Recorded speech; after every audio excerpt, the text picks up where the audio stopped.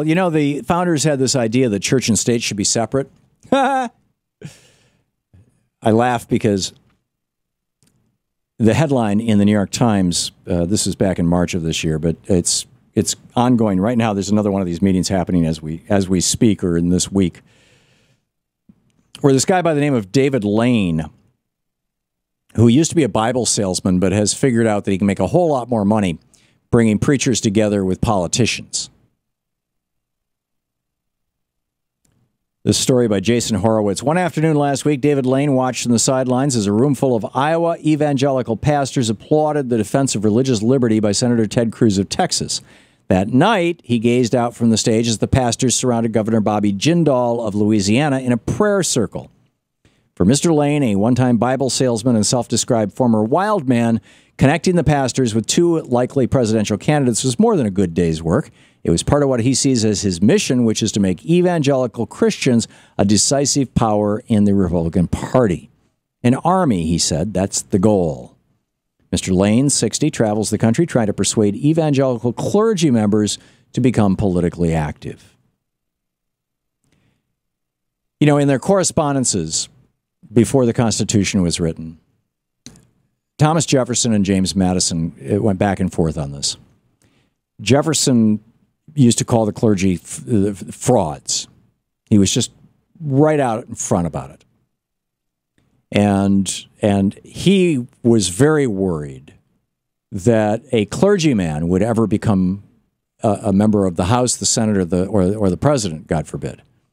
That if a religious leader became,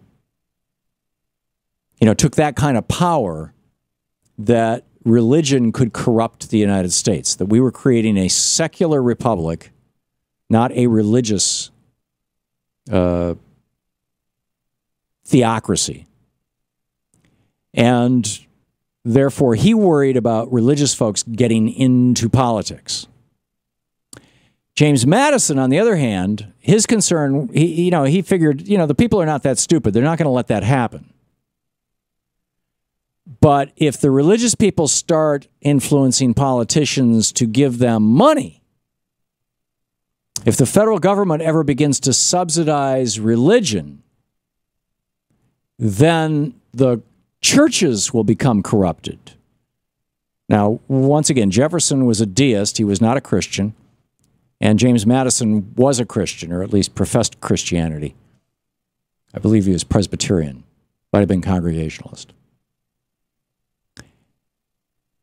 And both of them thought that the fear of the other was silly. Madison thought, there's no way Americans are ever going to elect a preacher president. And Jefferson thought, there's no way that any sane American government is ever going to start passing out money to the churches. Well, they were both wrong and they were both right. The first veto of Madison's presidency, James Madison became president in 1809, and the first veto and served 2 terms. The first veto of his presidency was in 1809, and it was a piece of legislation that would have had the poorhouses here in Washington, D.C., which were run by the federal government since the first days of the George Washington administration. We, as a nation, using money that we got from tariffs, which were pretty much they were pretty much the only thing that funded the federal government at that time. It's import tariffs. And in some cases, tariffs between the states. Things like taxes on whiskey and whatnot. Thus the Whiskey Rebellion. But in any case, the federal government used to fund the poorhouses here in Washington, D.C. The federal government paid for the housing, the clothing, the food, and the medical services for poor and indigent people in Washington, D.C., and disabled people. And in 1809, there was this religious wave that was sweeping the country. I mean, it was really quite intense. It was so intense that when Thomas Paine died, which I think was in 1807, I'd have to look it up. I don't have the exact year. But it was so intense that when Thomas Paine died, he had written this book called The Age of Reason, which basically was an ode to atheism. Thomas Paine was an atheist.